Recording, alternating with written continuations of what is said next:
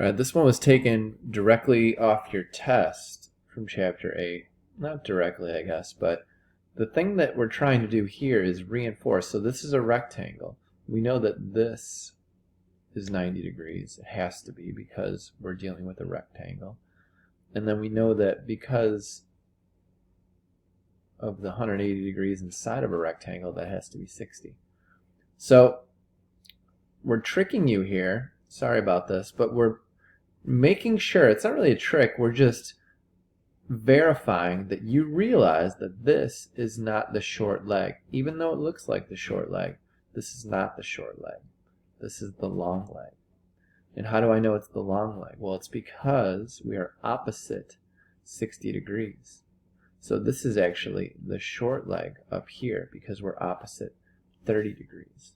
So think back, you got your short leg, hypotenuse, long leg.